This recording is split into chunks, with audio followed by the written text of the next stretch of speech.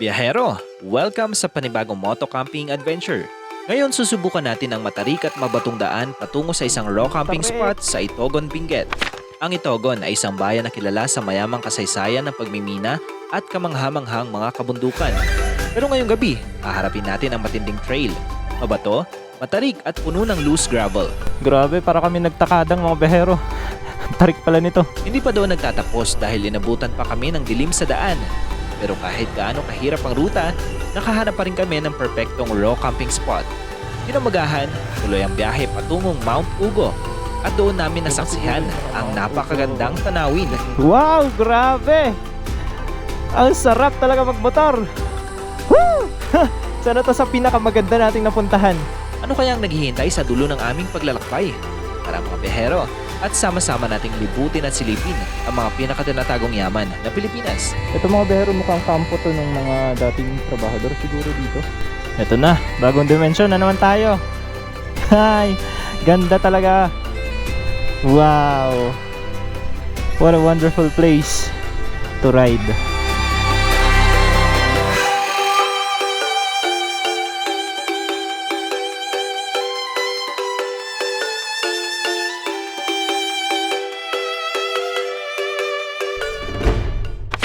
Isang mapagpalang hapon mga behero mula dito sa may Itogon, Benguet. Magmamotocamping nga pala tayo dito sa may Mount Ugo at hopefully ay maging successful ang ating lakad or paglalakbay sa araw na ito.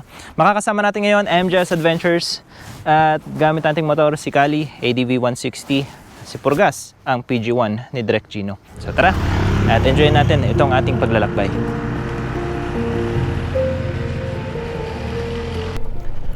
Nandito na tayo ngayon sa parte ng kalsada kung saan off-road. At oras natin ngayon ay 5:32. So, unti-unti na rin dumidilim yung paligid. Medyo malayo-layo pa tong trail na to, papunta doon sa Mount Ugo. Grabe, para kami nagtakadang mga behero. Tarik pala nito. Pero ang maganda dito kasi kuha naman siya, medyo patag siya, tsaka hindi ganun ka-uneven yung daanan. Bali, dun kasi sa takadang medyo malalaki yung bato. Dito naman, maliliit lang siya, kaya medyo banayad. Yun lang medyo madulas pa rin kahit ganito. Pero napakaganda ng sunset natin mga behero. Ayan no, ganda mga behero. Solid. Dito mga behero, meron pang mga bakas noong nagdaang bagyo, mga landslide dito sa dinadaanan natin. Ganito kalalim yung putik noon kaya hindi natin to natagos. Pero ngayon, patag na. Nakabanayad na lang yan. Sayang wala sila Bro Eli, sila Direk at ang buong Team Tiwalag. Napakaganda sana nitong spot na to. Pero babalikan natin to syempre kasama sila. Pag trip nilang puntahan to ay malapit-lapit lang to sa atin.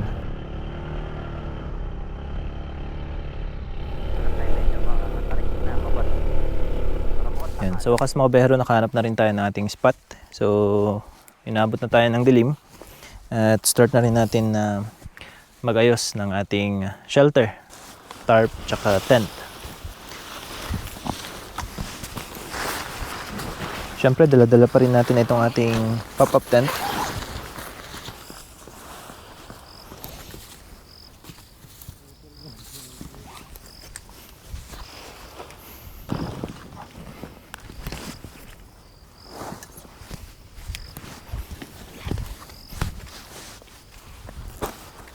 Pasok na rin natin yung mga gamit natin sa loob.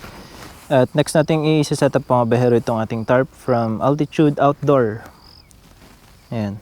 Pakaganda ng tarp na to. Napakadami ng grommet or yung sabitan.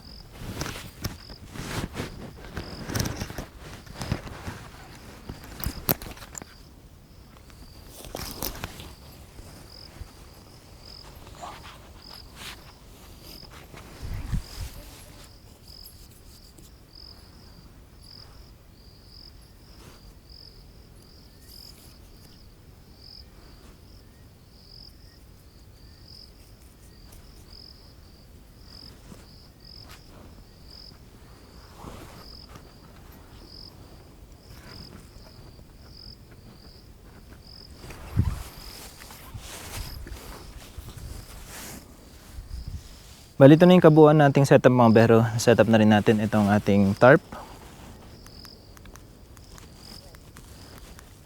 Ayan, makikita nyo naman. Okay na siya. So, ayos na. Naipasok na rin natin yung mga gamit. At pwede na tayo dito magpahinga mamaya. Ayan. Paganda. Ayan. Ito yung ating table. Latag natin para nang sa ganun ay makaluto na rin tayo ng ating dinner.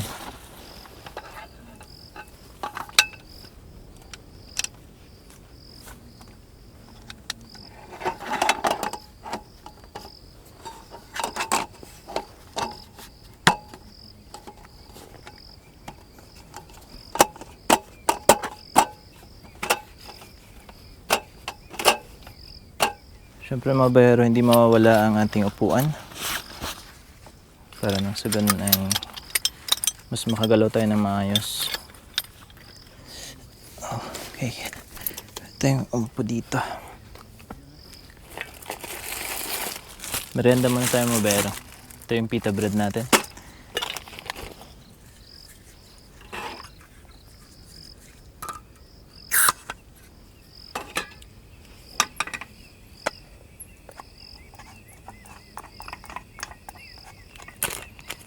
Dahil mahilig tayo sa tsokolate mga bero, ay ilalagyan natin ng choco chips. Ayan. Tulad ng lagi natin ginagawa.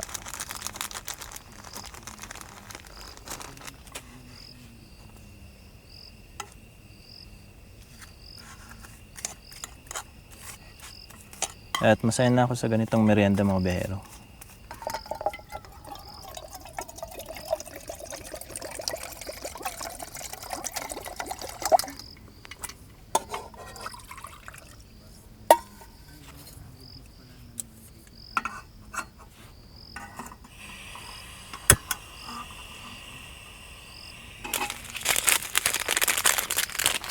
Energen mga bero, ang ating paborito. Baka naman Energen. This is not sponsored. Pero masarap talaga ang Energen.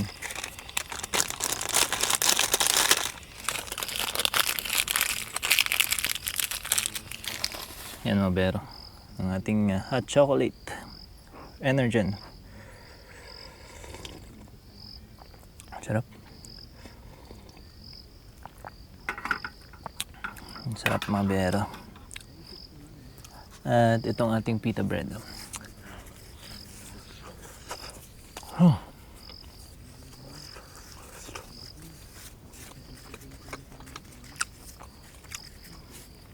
Sarap.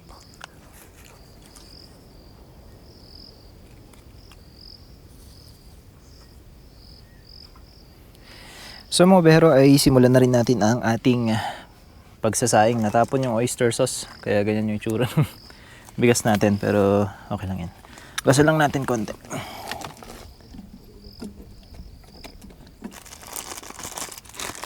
Ito nga pala yung gustong rice ni Derek, yung Japonica. Ayan.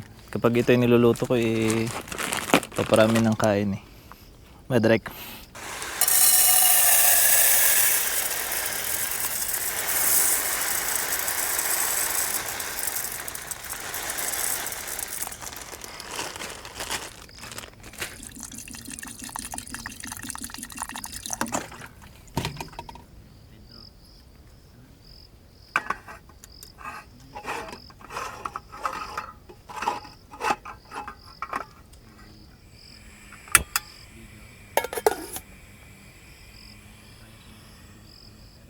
Tapos ang ating uulamin ngayon ay gulay.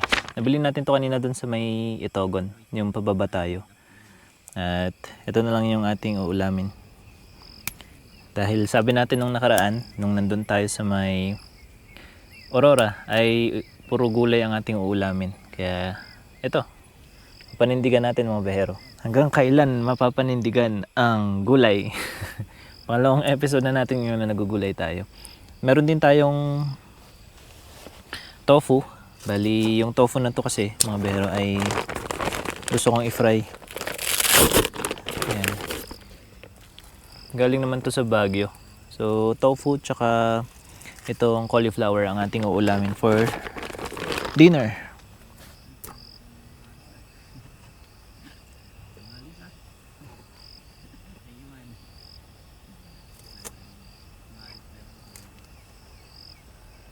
Ayan. So, hugasan lang natin dahil galing to dun sa store. Mas okay pag papakuluan natin eh. Pakulan natin tas bago natin igisa.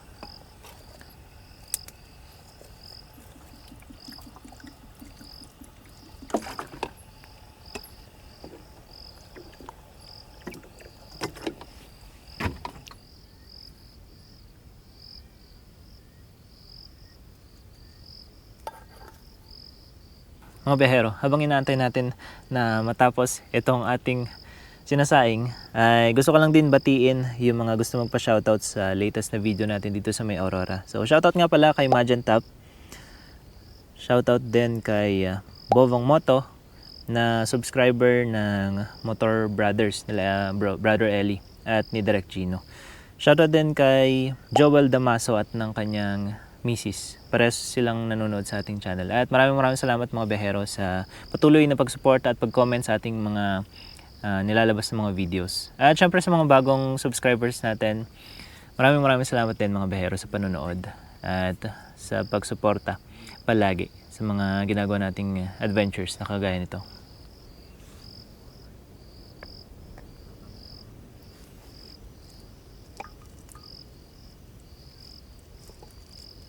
At start na natin igisa mga behero.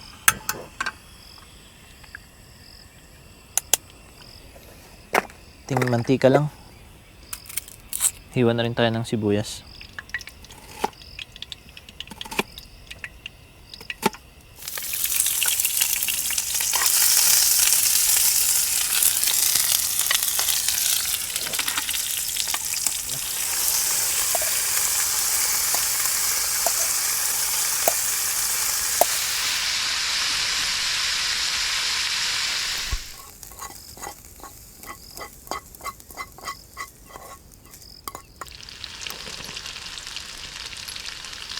Gawa na tayo ng ating sausawan. Malapit na rin maluto to. Ito, huling salang na natin yan.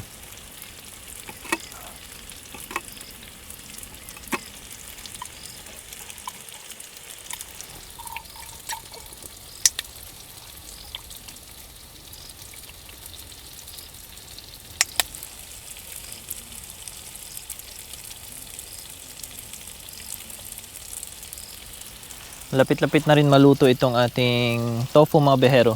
At nga pala, yung mga kalat natin ay dapat tinatapon natin sa tamang tapunan. Kung wala mang tapunan dun sa campsite, dapat meron kayong baon na plastic bag. Doon nyo ilagay lahat. Dapat ay maging responsable rin tayong mga campers. At huwag tayong maging isa sa sanhi ng kalat sa mga campsite, lalo pag mga raw campsite, wala kasing naglilinis niyan. Kaya bilang isang responsableng camper, dapat tayo na mismo magkusa na maglinis ng mga spot na pinupuntahan natin, lalo kung raw camper kayo. Mga bero, tapos na tayong magluto at nandito na tayo ngayon sa lungga ni MJS Adventures. Tulad ng nakasanayan ay magsasama-sama ulit tayo. Magsasama kami nakakain sa gabing ito. At dahil wala ang iba nating kasama, Team Tiwalag, mga pre, kain tayo. Mga pre, kain tayo. Paka-solid naman ng setup ni MJS ngayon. So dito tayo kakain sa shelter niya. At kanina pa siya nag-aantay. Ang dami ko nang naririnig. 2 hours ako. 2 hours ako guys. Kain mga behero. At ngayon ay wala tayong dilata. Ulamin natin ngayon itong stir-fried na broccoli. Tapos meron tayong tofu. Sausawan natin sili at saka sibuyas. At courtesy of MJS, ang kinamatisang bagoong at okra. At ang ating Japanese rice. Hindi naman to Japanese rice eh. Japonica ba yan? Japanese rice ba yan? Hindi, di ba? Basta Japonica mga bero. Japonica. Gusto to ni Derek eh. Derek, kain! Wala si Derek ngayon. Wala ang Team Eli. Wala ang Motor Brothers. At kami lang ni MJS ang magkasama. Actually, dati naman na kaming magkasamang dalawa. Bago pa namin nakilala sila Derek, sila Eli Motor, ang Motor Brothers. Ay magkasama na kaming dalawa. Usually ang ginagawa namin dati ay moto adventure. Tagal rin, mga 4 na taon. Pagod. Oo. Moto adventure kami sa lahat ng mga tourist spot na matatagpuan dito sa Luzon. Ang alam ko hindi pa kami nakapag-south eh. Hindi pa kami nakapag-south. Usually dito lang sa Cordillera, yung mga kalapit na bayan. Dito, basta dito sa Luzon. Norte ang usually tinitira namin. Kain. Kain mga behero. Walang tutong. Ayun oh, walang tutong. Golden brown lang. Hindi siya totally yung sunog. Sarap. Tapos lutong hanggang ilalim. Ganyan ako magluto ng kanin. Kasi professional ako. Yung kanin ko, bro? Sa mga bago nga pala sa ating channel mga behero. Ako nga pala si Dos. At kasama natin si Junel, si MJ's Adventures. At syempre, hindi na rin natin palalagpasin yung pagkakataon. Congratulate natin si MJS, bagong monetized channel. Ang tagal na rin pinagtrabahuan, mga 4 na taon. Simula pa nung nagsimula tayong mag-vlog, kasama na natin siya. Ngayon pa lang siya na-monetize. So, biruin nyo yung haba ng panahon na inantay niya para ma-monetize yung channel niya. At napaka-deserve niya naman yun. So, maraming salamat mga behero sa pagsuporta nyo sa amin. Hindi lang sa akin, pati na rin sa mga kasama natin. At thank you din kina Direk Gino, kina Brother Eli, at sa lahat ng kasama natin sa Team Tiwalag. Dahil solid yung suporta. Siya sila din yung dahilan kung bakit na-monetize yung channel natin.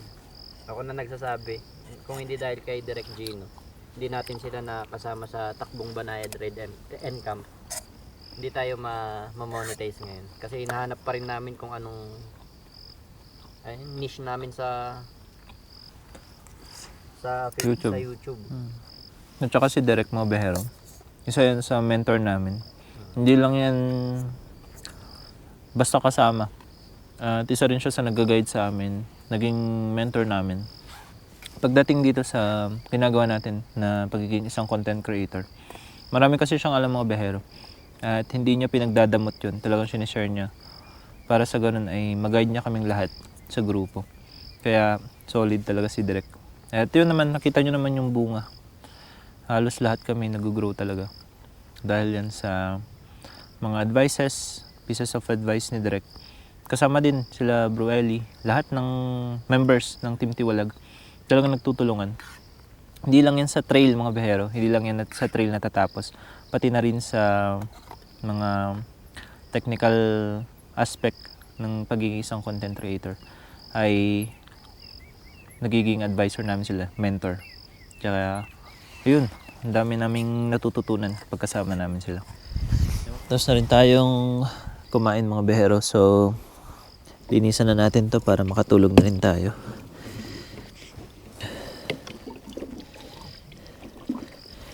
Okay na yun. Tara mga behero. So ayun mga behero, good night and see you guys tomorrow.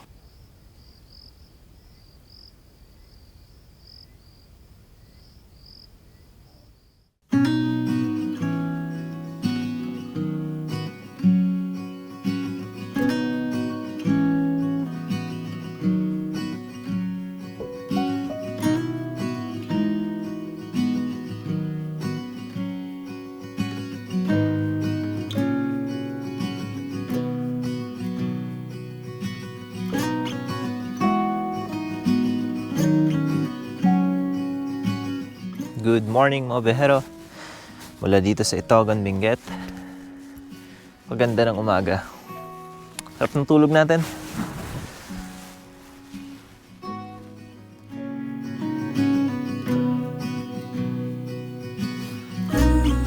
Hindi naman siya masyadong maginaw. Saktong-sakto lang yung ginaw niya. Kaya katulog tayong maayos. And yan, ganda ng umaga. Tinanay ko mag-start trail kagabi, pero epic fail. Nakita niyo naman yung video. Medyo maliwanag kasi yung buwan. Hindi ko masyadong naset yung tamang settings para dun sa ganong liwanag. Pero sa next mga behero, try ulit natin. Bali, ito pala yung natira nating pita bread kagabi. Yun na lang yung ating breakfast. Tapos meron tayong Energen.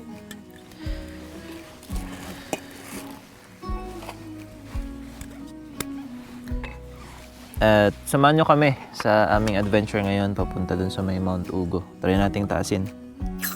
At try natin na explore kung ano yung makikita natin dyan banda sa kalsada.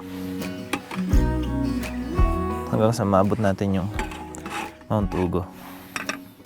At maraming salamat pala mga behero sa ating member na si Capti Adventures. Thank you so much, Idol, sa pagsuporta sa ating channel. Shoutout din nga pala kina So Be It at saka kay ako si Clyde.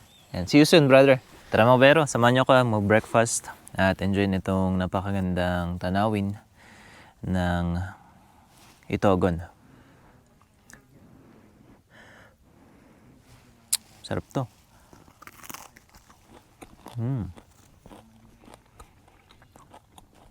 Nagpa-pancake sana ako ngayon mga behero. Kaso tinanghali tayo ng gising.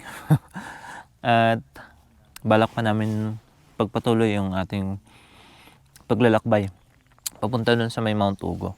So pita bread na lang at saka Energen. Okay na to.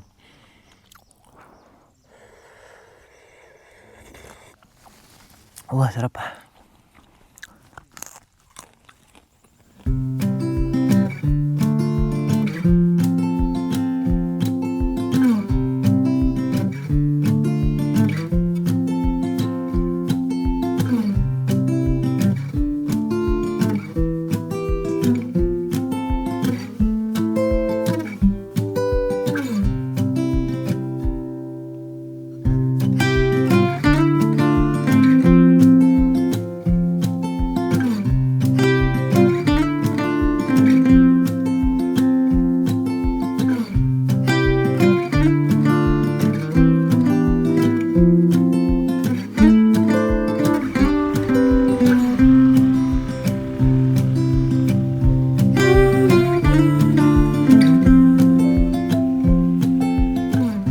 Mga behero, dahil nalinis na natin yung ating spot, ay lilisanin na rin natin ito. At patungo naman tayo ngayon sa Mount Ugo.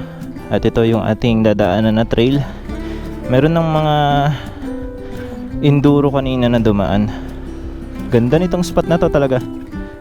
Sobrang ganda. Ganda mga behero, tingnan nyo naman yan.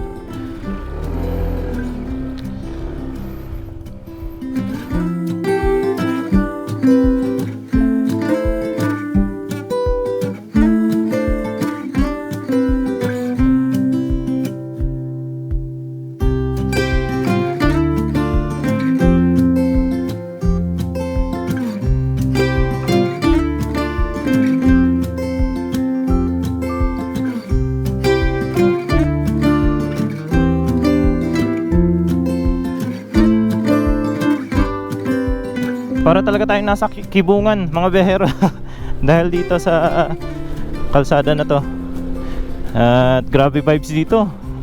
Pine forested. Tapos dadaan tayo sa gitna ng kabundukan. Mga 10 kilometers, 5 to 10 kilometers lang siguro yung Mount Ugo. Ay mararating na natin yung marker.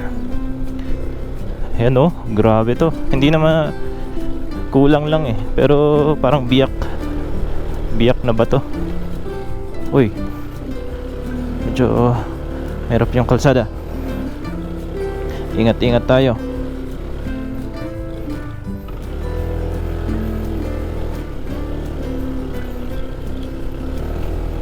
At enough ko na rin yung HSTC natin para sa ganun mas makapersa yung gulong natin sa likod.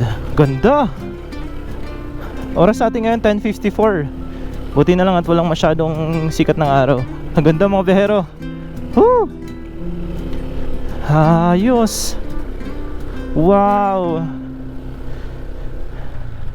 Amazing! Ganda! Team Tiwalag, tara! Ulitin natin to. Ganda! Wow! Grabe! Woo! Sarap! Ganda talaga ng Pilipinas. Luzon pa lang to mga behero. Paano pa yung mga ibang parte? Uy, ang daming baka. Ang daming baka. Baka yan. Wait lang guys, dadaan lang kami ha. Kayong magagalit ha. Hindi na nasawagin tayo yan. Grabe, tingnan nyo yung tatasin natin. Grabe yan. Grabe na yan mga behero. Kakayanin kaya natin to. Takadang part 2. Ayos. Tarik. Tarik mga behero. Ay, yung tarik nga. Ay, grabe. Tayo sa kabila. Kakayanin natin to. Ganito rin yung kibungan. Mas mababato pa dun. Huy. This is what we love. This is why we travel. Ito ang dahilan kung bakit tayo nagmamotor, ma-explore ang Pilipinas. Napakaganda. Sino ba naman ang hindi matutuwa sa ganito? Lalo mga naka-enduro. Tayo gamit natin ADV pero kayang-kaya naman eh. Ay, ang sarap talaga magmotor. Ay, ang grabe, ang ganda. Pati si Pidgeot nasa likod natin, kayang-kaya rin. Ayos mga behero. Ayos. Ang ganda talaga. Woo! Isa sa pinakamagandang ride natin. Ang ganda, solid. Uy, may spot pa dito. Uy! Ang sarap mag-ride. Mukhang mayroon din mga bikers na umaabot dito mga bero. Kasi dito sabi niya, this way bikers. This way bikers. So how dyan? You know, may trail dun. Ito mga bero, mukhang kampo to ng mga dating trabahador siguro dito ang gumagawa nitong kalsada. Hindi ko lang sure pero may mga kaldero. Camp Jabez. Diyan may mga makikita tayong mga puno na parang nasunog siguro to ng forest fire. At ito na mismo yung trail ng mga bikers. Ang dami ditong spot. Napaka solid mo bero. Sarap ng light trail na ito. Wow, may trail pa dyan no. Diyan na siguro yung mga Mount Ugo. Diyan nagta-traverse. Mountain traverse. Uhoy. Uhoy. Let's see what we will be able to see sa summit or sa marker ng Mount Ugo. At dami rin dito mga nagtumbahang mga puno. Hahay, ganda. Uy, madulas, maputik mga behera. Medyo maputik dito. May mga dumadaan din na sasakyan, no? May mga nakikita kong mga ayun, no? May sasakyan nga dito.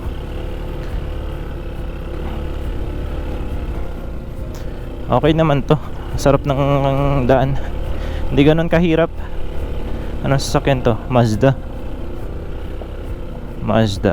Umabot dito. Walang tao. Saan kaya sila pumunta? Ang ganda talaga.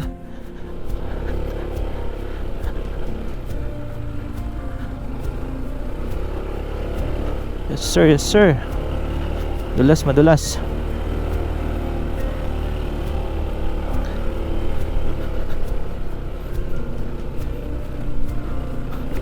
Sobrang panalo sa view. Hi! Mga behero, maraming salamat sa inyo.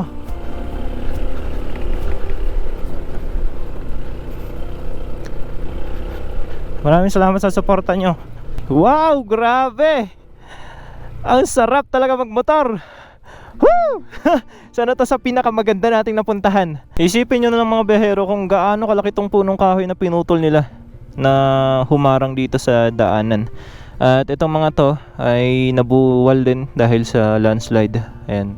At buti na lang pa ganun yung tumba nila. Ito nakakatakot to. Nakakatakot yun mga behero. Paano kung may mga next pang bagyo? Hindi ko alam kung mabibigyan natin ng katarungan itong ganda niya sa camera natin. Pero napakaganda mga behero. This is one of a kind. Wow! At ahon na naman tayo! Kali, ahon tayo, Kali! Sorry na mga behero, napakaingay natin dahil ang ganda talaga ng lugar. At samahan nyo lang ako sa pag-explore ng kalsadang ito papunta ng Mount Ugo. Woo! Let's do this! Wow! Ito na, bagong dimension na naman tayo. Hi! Ganda talaga. Wow! What a wonderful place to ride. Especially kapag kasama ang Team Tiwalag. Kahit dalawa lang tayo ngayon, ay enjoy pa rin natin to. Meron din time na makakasama natin ang Team Tiwalag dito, sa lugar na to. Ang dami ditong spot, sobra. So hindi kami maubusan dito ng spot kahit kaano pa karami yan. Kahit buong Team Tiwalag pa. Grabe, ganda. Woo! Malapit-lapit na rin tayo dun sa may Mount Ugo marker. Okay ka ba, papre? Let's go, Mabero. Konti na lang. Woo!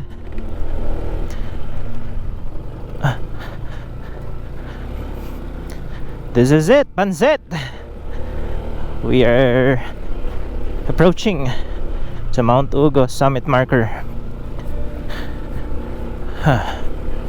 Nakakapagod pero worth it, panigurado. Dito pa lang sa daan ay napakaganda na talaga. Busog na busog yung mata natin. Ibang klase talaga. Wala na akong mahanap na ibang words para i-describe itong lugar. Basta napakaganda. Wow!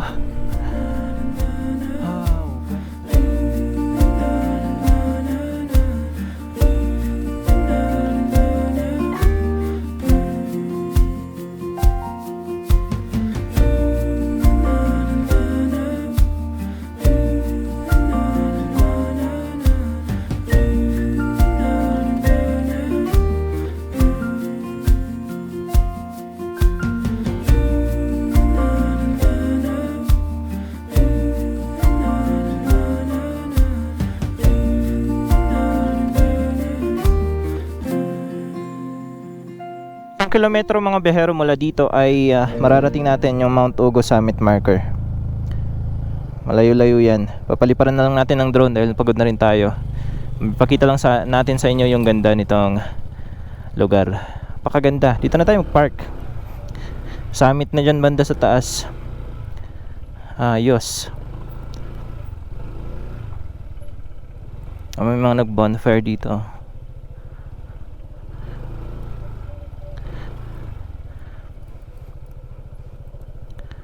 Okay, tanaw na natin yung pinanggalingan natin, no? Grabe yan. What a wonderful place to explore mga behero. Pakaganda.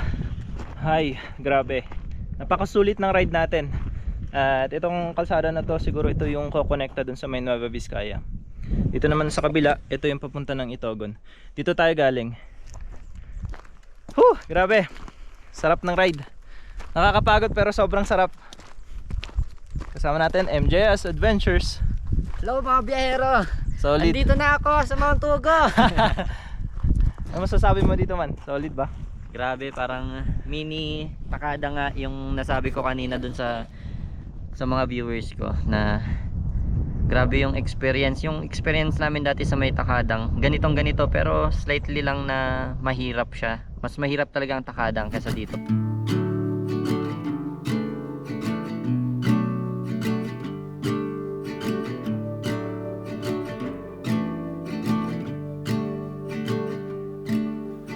Feet up on the dash and the calling open road.